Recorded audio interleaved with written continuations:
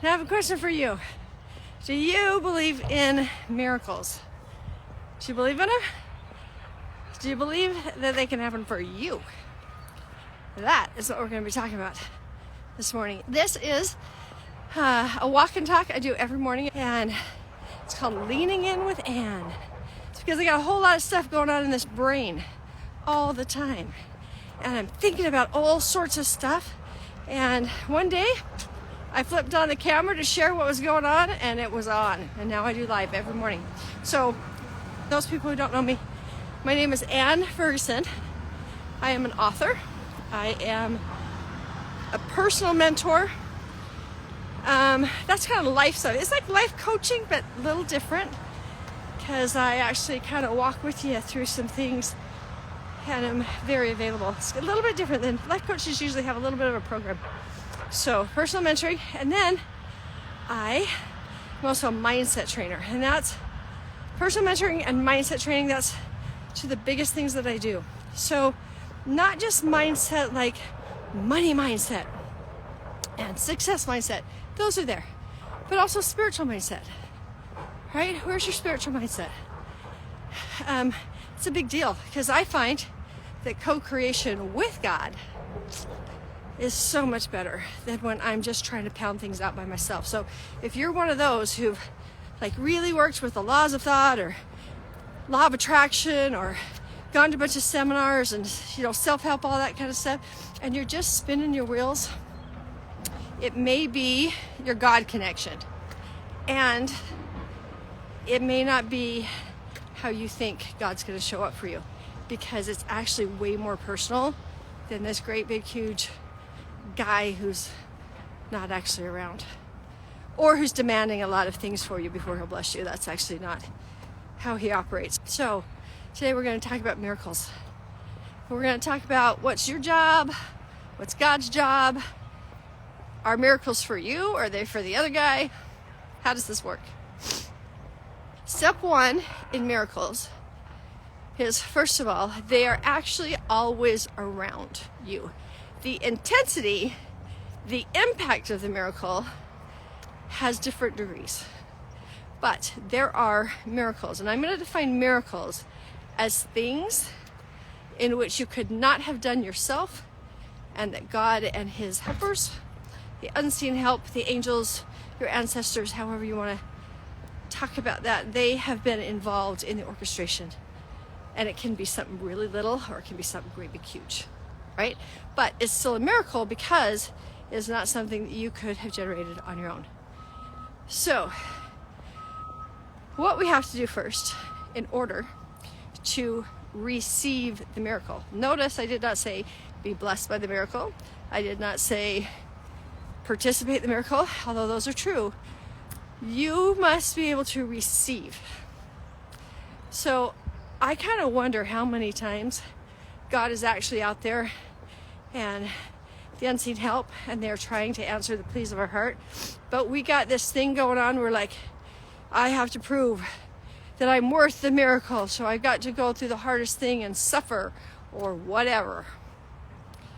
And it's actually not true. But we're not willing to receive the miracle. Let me ask you this. Have you ever had somebody say to you, oh, I can see that you need some help. I'm free. Can I come over and help you? And you go, no, I'm good. I'm good. Many, many, many times we are in an attitude of, I can do it all by myself because I need to be self-reliant. There is a whole hijack going on about self-reliance. Self-reliance is not doing things all by yourself. Self-reliance is relying on yourself to find the resources and receive the help that you need, whether it's from other resources or people or whatever. You rely on yourself to receive. And there are things that you can do all by yourself. Sure, that's part of it. We do it all the time, so I want you to consider that. So one thing that can help is that we need to make some connections to heaven. Now, when I grew up, it looked a lot like box checking. Say your prayers, read your scriptures, write in your journal. And that proved that you were actually really intentional and on God's side, and therefore if I did it enough and was consistent and perfect and didn't miss a day, then I was ready for God's blessing. Like I had done all the work, I could get the A, right? I'd completed whatever was required of me. All that nonsense. It's nonsense. The truth of the matter is we need to make connections to heaven. So we are on this earth plane. There's a lot of vibration going on. Question for you.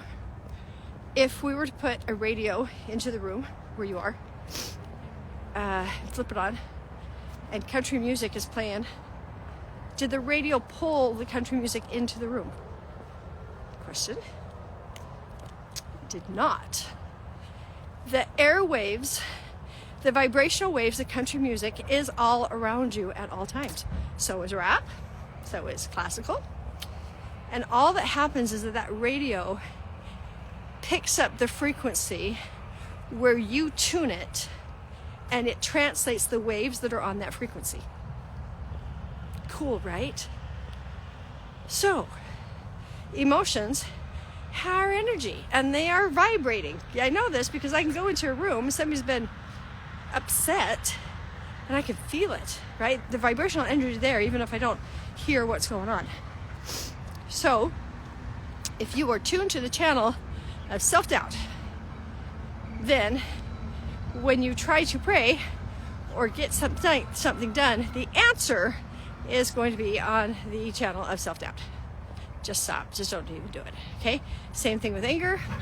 Same thing with fear.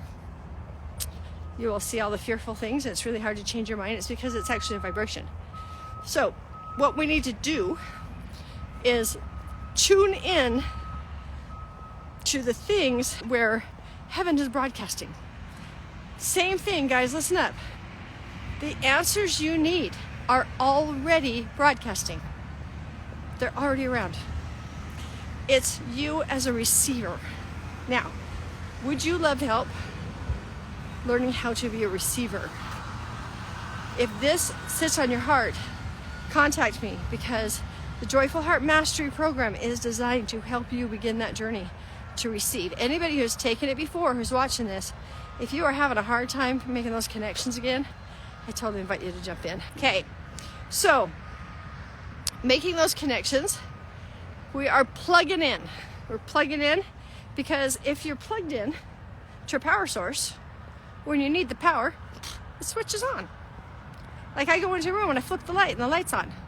It's because it's actually connected to power, right? So like right here, I could not power my blow dryer. Nope, unless there's a power source on the light post, but I have to plug in. So how we plug in to get onto heaven's vibration is mind to mind, spirit to spirit in prayer, and we just talk. We say mind to mind, spirit to spirit communication. Hey God, good morning. And we talk. And it's about a connection. So you can feel when there's a connection made where you and your God are kind of in sync for a second. It can take, 10 minutes. It could take 5. It could take 30 seconds, depending on how good you are at all of that, right? The next thing is to read. Get your eyes absorbing, reading something that is not just self-help, but actually lifts you up to some ideas of heaven, of a God or a being or something that is beyond you that is willing to help. You do that every day. And then to write. To write actually changes your vibration. You have to use the frontal part of your brain, which is where you receive ideas. So when you write, you're actually training your body to receive ideas. Now, I got a lot of people say they can't write, they don't like to write. And I understand that. I really do. I also want to challenge it just a little bit because you text message people all the time. So you are writing. So just a little bit. You could claim your joy for the day. That's what we do in the Joyful Heart Mastery Program. Okay, this is why it matters, because I got to participate in some pretty hefty miracles this weekend. And I'm so excited about it. So the first one I was sitting in a networking hour. So in this conference that I went to, it had authors, it had songwriters, it had musicians, it had filmmakers, scriptwriters, podcasters, and like I said, all genre of writing. So nonfiction, fiction, all sorts of stuff. Very, very, very cool, and very, holy cow, the caliber of people that were there. A little intimidating, but it was amazing. So we had one of the periods of time, was 1 hour, was to go and network with people who are kind of doing the same kind of things that you were. So I am in the process of writing, but what I actually do is this. And this is like a podcast kind of, right? A vlog. And so I went in with some influencers and those who were podcasting and that kind of thing. Well, this gentleman stood up and he had a book that he wanted to let us know about. So the deal was, we stood up, we said who we were, what we do, and what we would love help with. So he stood up and he talked about his book, Looking Unto Christ in Every Thought. And he was talking about some things that I talk about. And it was fascinating because he was talking about how, we've got 3 different things going on in our head. It's us questioning, and then there's the voice of the Lord, but there's also the voice of the enemy. And many times we think that all of that self-doubt stuff is us. We're fighting our own weakness, and it's not true. We're actually fighting an enemy. There's actually somebody who's speaking. The Holy Spirit can nudge you and tell you all sorts of really cool things. Then the law of opposition exists, and the enemy can discourage you. So it was fascinating that he was telling me that. I remember being kind of drawn to him. And I went, that's interesting. It's a really big deal that I was in this room. I could have chosen all sorts of rooms, but I went into this room. There's another gentleman who said, I'm just here helping with cameras, filming things, whatever. I'm just kind of here because my wife was brought here to sing. So she did the opening number. She's great. He said, I'm a camera guy. If anybody needs any help with filming anything, just let me know. And he was open and warm and cool. And I went, he's interesting. And then I stood up, tongue-tied. What the heck do I even say about all the things that I do? And one of the things that I claimed was that one of the needs I have is that I got a message back in February on Messenger from a gentleman who said, are your trainings for free with prayer hands? And it was a name I couldn't pronounce, And I went and looked at his profile. It was actually a real man. And I asked God, what am I doing about this? Are we doing something? And so I sent a text message back that said, my trainings are not typically for free, but I'm willing to teach joy at no charge if that's what God instructs. And I said, would you like to meet? Tell me who you are and how I can help those that you love. And we got connected. He is in Rwanda. He is a Rwandan pastor. He's got a lot of influence. So it's such great work. He's up-leveling in every way that he can, every moment of his day, his country and the people of Rwanda. So we had the conversation and we started to teach the Joyful Heart Mastery Program to the people in Rwanda to start opening them up. Well, what I would love is to go and teach mentorship and get some resources over there so that they can start spreading this around. Well, I said something like that to the group and said what I need is funding so that I can form a nonprofit organization called Joy Power Journeys, or I need another nonprofit organization to adopt our cause, because what we need is a solicitation permit so that we can receive donations on large scale. And I sat down. So I put it out there, right? All right, later on in the day, nudges. This is the miracle part. I asked, I stated what I needed. This other gentleman with his book, he stated what he needed. He wanted to find distribution channels to get his book out. So later in the day, I'm walking down the hallway, and the gentleman with the book comes to me and he goes, "Hey, I have been drawn to you 3 times now, different places. I'm supposed to talk to you." And I got this great big smile on my face, and I said, "And I know why." And I explained that I totally understand the concepts that he's teaching in his book, and on top of that, I teach people how to hear in the right way which voice is speaking to you when. I teach that. And there's this beautiful relationship that I can't wait to explore a little bit more. God made a connection. He followed the nudge. I spoke just candidly and freely, and there's a miracle that's about to happen. So I don't know how this is going to go down. The people that are in my classes, so much more depth about this subject that he has chewed up and spit out.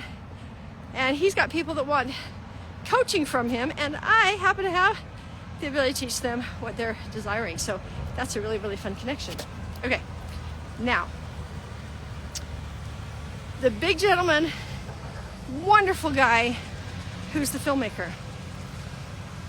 We got home that first day, and I said, "I need to talk to that guy. There's a guy I need to talk to. He's a film guy." We come Saturday morning, and he's sitting in the very back of the auditorium, and we're about to start. And I walk past, I look at him and says, "You, I need to talk to you." He's like, "Okay." And so I go sit down. Whole day, didn't see him the whole day.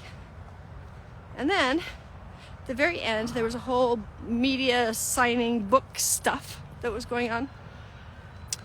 And we kind of went in a little bit early. I was talking to some of the authors of their books. I wanted to buy some, and my credit card was not with me. We had gone to get some stuff, and it was in the car. So I ran out to the car. When I came back in, before I got into the room where I was going to buy the books, there was that gentleman who was talking to another filmmaker, a director. And I just kind of stood there for a second, and the director left, and I said, "I need to talk to you." So I explained that what I need is that in the courses that I have, there are places that as the other mentors are teaching, they've requested that there be some video instruction from me, so that, you know, other mentees who are not taking from me, they still get some of that flavor and some of the teaching that I offer. And I have a great big room. I have a bunch of equipment that I have no idea how to use. My husband is such a good man that when I say I need something, he researches the crap out of it and gives me what I need. So he did. He gave me what I needed. And I don't know how to use it. And I don't know if this room is the best room. And the sound echoes. And I need someone, he happens to live 2 hours from my home. I need someone to come in, look at the setup, and say, "Okay, in order for you to film here, this is what we need to do. This is where you need to put the camera. Here's the lighting situation. This is what we do for sound." Like, I need somebody to set it up, right? I can totally record if I know how to push the button, but I got to get everything set up. So I told him that. And then I started talking about Rwanda and about what was going on there and what we were trying to do. And he says, "Have you heard about the Get Real Foundation?" I said, "Nope." And he says, "Come on." So he took me over to a wonderful, wonderful woman. She owns a foundation that is already helping people in Ukraine and is already working to eradicate shame and to lift people up. And what I'm doing fits totally within that genre. And she's like, "We could totally do a DBA." Then she grabs somebody else over. And she goes, "Hey, let me tell you about this woman." And she says all the things that I'm doing. And she's all excited about it. And he's like, "Oh, we can totally do a DBA. We need to get on the phone and we'll get a meeting put together and we'll discuss it more." And I just sat there and went, holy cow. Oh my gosh. What's going on over there is possible. And God's doing a miracle prior. Thank you, it's prior. There's a miracle that is in the works. And I can't wait to find out what this is going to be and how this is going to impact that country. Now, I did not ever set out to impact a country. I didn't set out to be a business owner. I do participate in miracles. So God's job is to be the orchestrator, the puzzle master. I don't know what the story is on how these two gentlemen made it to the conference, or what the nudges were for us all to be in the same room together. I don't know what that looks like. I know that for me, I saw the advertisements for this conference back in March, and I went, oh, that's interesting. I kind of want to do that. That would be fun. And then I didn't pull the plug. Pull the trigger. I did not sign up. And then we see it again in June, and I go to look, and I didn't sign up. And it came down to, I had the day that they were going to shut this down. And I was like, yeah, I don't have the money. I think we can catch it next year. And my heart kept getting pulled. And I went, okay. It was like, if I didn't sign up, I was now doing something wrong. So it wasn't that I'm doing something wrong by spending the money. It was quite the opposite. If I don't do this, something's wrong. So I got pulled in kind of last minute. I looked at the rooms and went, what in the world? Where do I even go for networking? And I was pulled towards the nonfiction. I went, no, I think I'll do this one. And I walk into that room. I don't know what their stories are, but the puzzle master does. And he got us all connected. So his job is to provide the opportunity for the miracle to be enacted. Our job is to follow the nudges. Your job is not to make the miracle happen. I'm going to say that again. Your job is not to make the miracle happen. Your job is to not be perfect enough so that the miracle happens for you. Like he blesses you with the miracle that you're looking for. No. I have been wanting this connection for this nonprofit since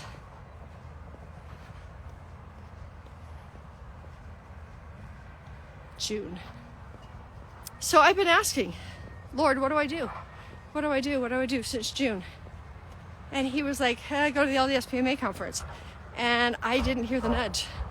I'm so glad that I did, because I could be sitting around going, he's not answering. I don't know why God's not answering with me. I'm doing all these good things that he doesn't answer. He answers with the nudge. Put yourself in a situation where you can hear the nudges. Like plug in to heaven so that as those nudges happen, you can make the connection, because he's trying to connect you with every single thing you need for the miracles that you want. Now, in this case, it was easy for me to be calm because there's not like a timeline. It gets a little crazier when there's a timeline. And it's like, come on, God, you know I don't have much time. That's harder. It is. And it seems like I asked you for this money. I don't know why you're asking me to take my kids swimming. Like I don't have the money for swimming, right? Whatever the nudges, guys. Learn to feel your yes or no. Because he is always trying to orchestrate the miracle. Always. Your job, follow nudges. God's job, orchestrate all the connections in the puzzle. If you miss it, like if I hadn't gone to the conference, God would have still found a way to continue to nudge me. He would have. It's not like I missed the boat or would have missed the boat had I not followed that nudge. It may have taken some more time for him to orchestrate the next little round of what I should do so that I can get the funding that I needed. So he's never given up on you. He is trying so hard to get miracles to you. What about your receiver? We talked about the radio in the beginning. Are you willing to receive whatever comes as he brings it to you? If you are on a regular basis telling people, no, it's okay, I've got it, don't worry about it, like when they offer help, you are not in the vibration of receiving, and you're not actually accepting all the things that God has for you. So I want you to think about that today. Receive compliments. When a compliment comes, just kind of in your mind go, thank you. That is true. Now you may feel a lot of self-doubt, but for them and what they're saying to you, it's true. So you're receiving the truth of what they see, it's totally okay. Anybody asks if they can help you, receive their help. Anybody open a door for you? Allow them to open it. Here, let me get that for you. Say yes. Why? Because you need to be in the attitude of receiving, so it is easy to hear God's nudges as He's creating miracles for you. It's really, really important. He's always doing it. If you would love some help in receiving, it's another lesson in the Joyful Heart Mastery Program. We actually do an exercise that really, really kind of nails this one down and makes you understand that feeling of receiving. So listen, you got a nudge? Are you being drawn to this? Does this feel good? Does this feel like, oh my gosh, my receiver is broken? It's broken. That's why I'm not receiving miracles. If that is the case, please join me. And thank you for being here. I love you, and I'm grateful for you, and I hope you have a beautiful day today. See ya.